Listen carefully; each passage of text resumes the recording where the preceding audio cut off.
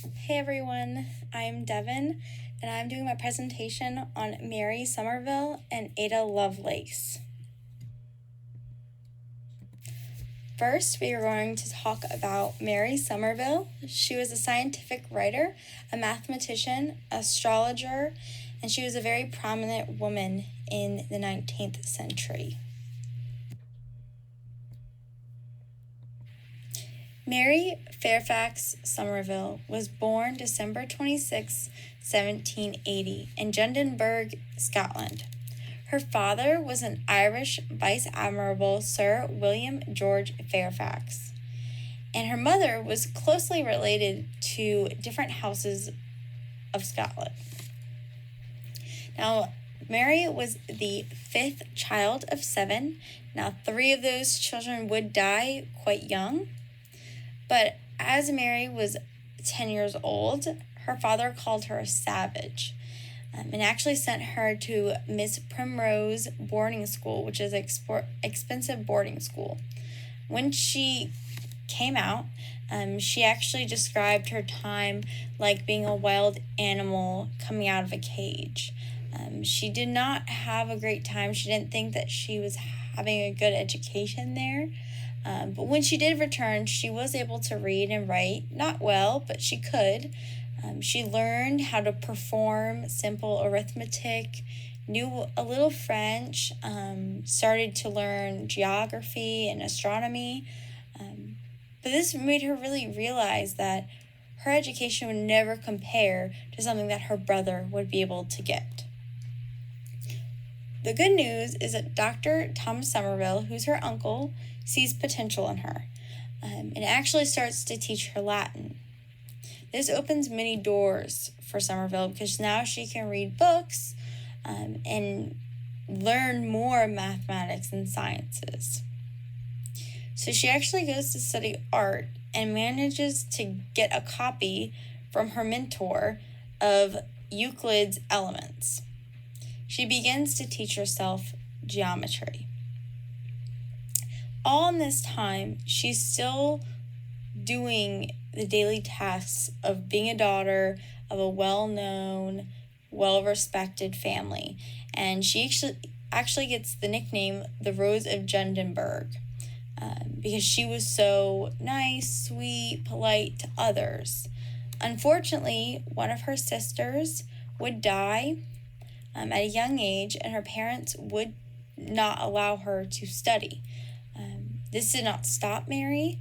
Mary still did study and learn, but she had to keep it very quiet and in secret. In 1804, Mary was 24 years old and married Samuel Gregg, which was a cousin of hers. He was a Russian naval officer in London, and that's where they got married. Gregg really did not understand Mary's desire to learn mathematics and science, and she actually wrote, in quote, "He had a very low opinion of the capacity of my sex, and had neither knowledge of nor interest in science of any kind," end quote. They would continue to have 2 children, and 3 years into the marriage, Samuel would pass away. And when he does pass away, she would return to Scotland with her children. At Scotland, she had a very close-knit of friends who really encouraged her, wanted her to study math and science. So there was a professor in Edinburgh who encouraged her to begin a correspondence with William Wallace, who was a professor of mathematics. Now, during this time, one of her children from her first marriage would pass away. In 1812, she would marry another cousin, William Somerville, who was an inspector of hospitals. They would have 4 children. One of them would not make it past when he was a baby. He passed away. But the good news is that William Somerville really encouraged her to learn and wanted her to learn. And this really was a big point of her being able to visit around the world and meet some amazing people and continue her studies.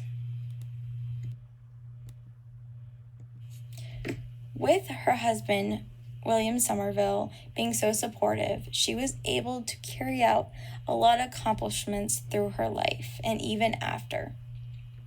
In 1825, she began scientific investigations and even did experiments on magnetism.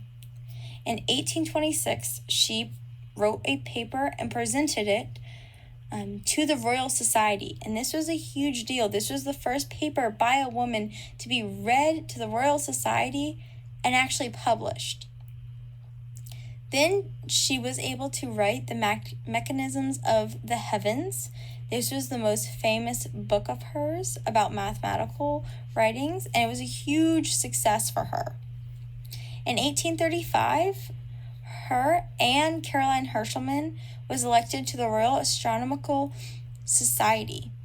These are the first women to receive such an honor, and this actually gave her money. She was given a pension of £200 per year by the King of England and received honorary memberships to various other organizations, and this included the 11 Italian scientific societies between 1840 and 1857. Then she wrote the Physical Geography, and this was against the York Cathedral, but it was proved to be her most successful work and widely used in schools and universities for the next 50 years. So her impact was great. Even after she passed away, it was still being used.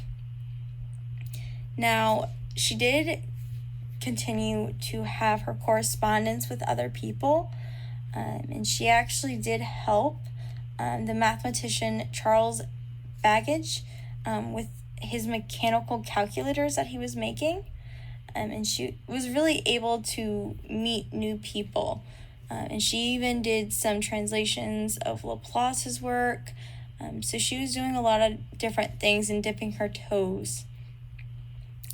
When she did die, which was it was November 29th in 1872 in Naples, Italy. After that, one of her daughters, Martha, did publish a autobiography. It was called The Personal Recollections from Early Life to Old Age, and this was done, of course, after she passed away by her daughter.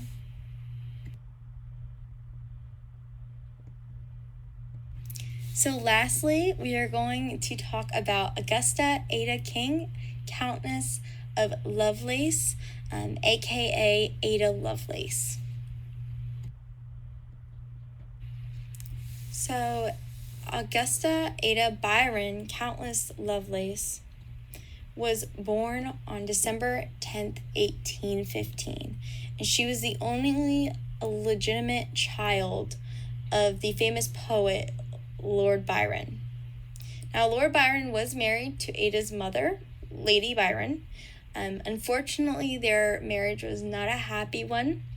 They would be separated only weeks after Ada was born, and after a few months, once he left Lady Byron, he would actually leave England. Ada would never see her father again, and when she was 8, he would actually die in Greece. So she did not have a really tight father figure at that time when growing up. The good news is, because she had a very rich family, her mother hired tutors to teach her mathematics and sciences. So this is a very different story from Mary Somerville. Her mom really wanted her to challenge herself, as well as her mom believed that teaching her these studies, this rigorous mathematics and science, would prevent Ada from turning out like her father, which was the moodiness and unpredictableness. and actually believed that it would develop self-control for Ada. Now, Ada was a very talented young lady. She had a talent for numbers and languages, and she would get the best of the best tutors when she was a child. So Ada would marry William King in 1835. Now, he seems to be a good husband. He supports her in all of her educational wishes and dreams. You don't really hear too much about him other than Miss Lovelace really loved wine and gambling. And with that, she liked to flirt with male acquaintances, and there was even scandals about this. So Mr. King would ensure that all the letters, which there were quite a few, over 100, were destroyed. He did not want people to know. And when she did drink, it became a little bit of a problem. But she even considered writing a scientific study on her effects on opium and wine through her experiences, because she did have some health problems that she did use painkillers for.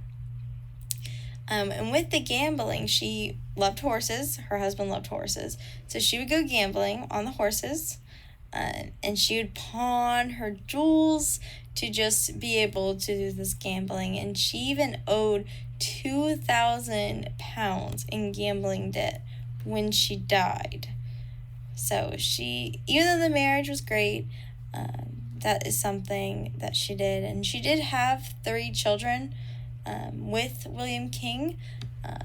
So they did have a family, and she was happy other than her endeavors with wine, other men, and gambling. So Ada had a mentor, Charles Babbage. He was a mathematician and an inventor. You may remember him. He was friends with Mary Somerville, and this is how Ada and Mary became connected in correspondence. Charles did really connect her with a lot of people for astronomy, mathematicians, scientists, so she could really advance her skills. Now, with Charles being her mentor, Ada really became memorized with his work. He's known as the father of the computer because he invented a mechanical computer to do mathematical calculations, and she loved it. She took a look and said, this is what I want to work on, and she actually wrote the code for it. And this is why she is known as the first computer programmer, and the U.S. Department of Defense developed a computer language and named it after her called Ada in 1980.